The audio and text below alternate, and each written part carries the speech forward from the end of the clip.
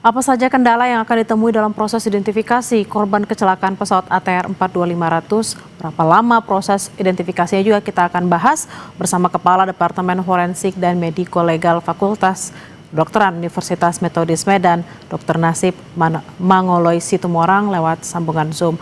Selamat siang dokter, dengan Bella di studio. Selamat siang, Bella. Dokter, biasanya apa saja data-data yang dibutuhkan untuk proses identifikasi korban? Nah, untuk proses identifikasi itu ada beberapa data yang dibutuhkan, yaitu data antemortem. Data antemortem itu artinya adalah data yang dimiliki oleh setiap orang semasa dia hidup yang terakhir. Contoh data itu apa? Data yang terakhir pakaiannya, pakaian terakhir dia berangkat pakai apa? Sepatunya yang terakhir sepatu apa? Pakai kalung atau pakai cincin atau pakai kacamata atau pakai, pokoknya ada perhiasan. Lalu KTP-nya itu data-data antemortem. Maka yang diperlukan data antemortem ini adalah kepada orang yang terakhir melihatnya berangkat itu. Itu sebenarnya sangat dibutuhkan. Sebelum dia naik ke dalam pesawat atau bus atau jalan itu, sebelum kejadian, dia memakai baju apa yang terakhir. Data-data inilah yang dibutuhkan, dan kalau ada foto, lalu kalau ada foto bagaimana foto giginya ada, itu data-data selama dia hidup itu kita butuhkan. Lalu yang kedua adalah data postmortem. Data postmortem adalah data atau keterangan-keterangan atau alat-alat yang dijumpai pada jenazah pada saat ditemukan. Pakaiannya warna apa, dia pakai kacamata atau tidak, pakai kalung, pakai cincin atau tidak, pakai tali pinggangnya warna apa, pakai sepatunya bagaimana, warna apa, merek apa. Nah, itu juga akan didata nanti pada saat data postmortem. Setelah itu baru data yang terakhir antemortem dan data postmortem ini direkonsiliasikan, nanti dicocokkan. Nah, kalau sudah cocok, nah menurut tim DVI itu sudah cocok, maka direkonsiliasi, didiskusikan dengan keluarga. Lalu diberitahukan kepada keluarga, inilah namanya, ini apakah mereka terima, baru rilis. Itulah dia dalam pemeriksaannya. Dokter, kalau tadi dikatakan kan ada mungkin baju dan juga mungkin tanda lahir juga, atau menggunakan kacamata atau tidak, itu mungkin jelas. Biasanya kendala yang ditemukan oleh tim DVI dalam proses identifikasi ini apa, dok? Nah, kendala yang ditemukan dalam proses identifikasi itu adalah yang pertama, kalau data antemortemnya tidak ada. Itu. Lalu yang kedua adalah kalau jenazah itu tidak utuh, atau ada beberapa body part atau bagian-bagian tubuh seperti organ-organ yang berserakan di situ. Nah, itu yang kendalanya, kita tidak bisa mengidentifikasinya. Nah, kalau data-data di antemortem bisa mendukung. Nah, kalau memang ada body part atau bagian tubuh seperti organ, itu kan harus dikembalikan ke tubuh jenazah itu kembali.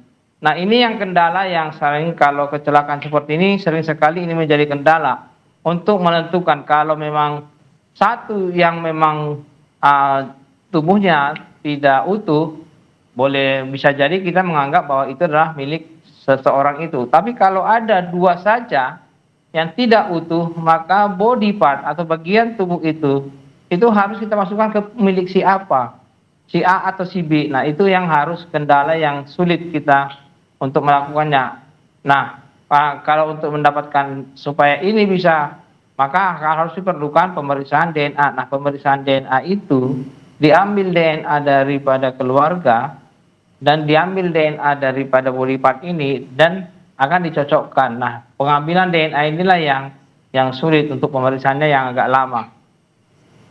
Dokter, jika memang, mohon maaf, ada body part seperti itu ya, apakah memang DNA yang dikumpulkan bisa benar-benar fix 100% atau valid, tidak mengalami kerusakan jika memang dilakukan proses identifikasi?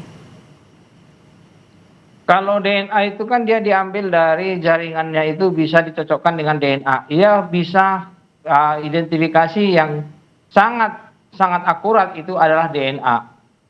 Nah, kalau DNA dari pembandingnya dengan DNA yang diambil dari organ, ya, organ atau body part ini sudah sangat dekat dan sangat cocok, maka itu sudah bisa dikatakan dia teridentifikasi. Lalu untuk proses identifikasi sendiri, dokter, berapa lama waktu yang dibutuhkan? Nah, ketika jenazah itu ditemukan, diantar ke rumah sakit ataupun di tempat di mana pemeriksaannya dilakukan, itu secepatnya. Karena jenazah itu bukan makin bagus, dia akan makin busuk dan makin tidak utuh. Dan makin akan menjadi sulit untuk dilakukan identifikasinya lagi. Nah, kalau jenazah itu di situ dia ditemukan, dibuat ke tempat pemeriksaan, kita periksa semuanya data postmortemnya. Lalu setelah data postmortem ini kita kumpulkan, nah, walaupun data antemortem belum dapat, tapi kalau data postmortem sudah kita bisa kumpulkan, maka ini nanti yang menjadi segera. Ini harus segera. Nah, biasanya itu kalau dilakukan pemeriksaan ya paling hanya 5 atau 6 jam sudah dapat data postmortemnya. Nah, data antemortemnya bisa dicocokkan mungkin bisa sampai 5 jam juga. Nah, akhirnya satu hari bisa dilakukan identifikasi itu kalau memang keadaan jenazahnya masih utuh. Tapi kalau body part, nah body part itu kan harus menunggu hasil DNA. Nah, menunggu hasil DNA ini yang buat lama. Tapi kalau sudah cocok nanti hasil DNA-nya baru kita rekonsiliasi. Itu. Dokter, ini kan kita tahu di sana proses evakuasi sedang berlangsung, cuacanya juga tidak baik seperti itu ya, di sana medannya juga tidak baik. Berapa lama waktu yang bisa dipergunakan untuk benar-benar memastikan proses identifikasi dari para korban? Mohon maaf sekali lagi karena memang kita tahu di sana situasi dan kondisinya memang sedang tidak baik gitu. Seperti berapa lama atau mungkin ada berapa hari seperti itu, Dok? Nah, kalau dia kan tergantung kepada cuacanya sebenarnya, proses pembusukannya. Nah, yang paling utama di dalam evakuasi itu ketika ditemukan jenazah itu, contoh ditemukan di satu tempat, maka benda di samping jenazah itu juga harus diikutsertakan. Contoh, kalau seseorang memakai kalung, ketika jatuh kalungnya terlepas, maka harus dicari apakah memang di sekitar situ ada kalungnya atau cincinnya atau bagian tubuh bagian badannya, bajunya itu yang ada di situ. Nah, itu harus dimasukkan ke dalam kantong jenazahnya supaya itu membantu dalam proses nanti identifikasi. Nah, berapa lama dia bisa nanti dievakuasi? Nah, selagi masih ada utuh jenazah itu, nah kalau sudah dimasukkan ke dalam kantong jenazah diusahakan jangan sampai dia ada ada binatang-binatang yang bisa menghabiskan protein, yang bisa menghabiskan daging-daging dari jenazah itu sendiri. Nah, kalau jenazah itu pembusukannya kan sudah terjadi, sudah mulai busuk, dia adalah di atas 24 jam. 24 jam sudah mulai pembusukan berlanjut.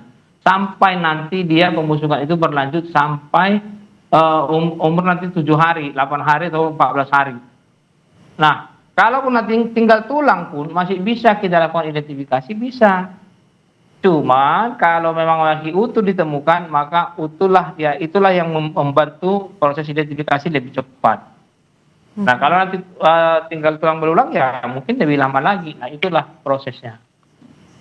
Baik dokter, kita berharap memang semua korban bisa segera ditemukan dan dievakuasi dan semua prosesnya bisa dilaksanakan dengan lancar. Terima kasih atas perbincangannya siang hari ini, Dr. Nasib Mangoloy Situmorang, Kepala Departemen Forensik dan Mediko-Legal Fakultas Kedokteran Universitas Metodis Medan. Selamat beraktivitas kembali, Dok. Terima kasih. Terima kasih.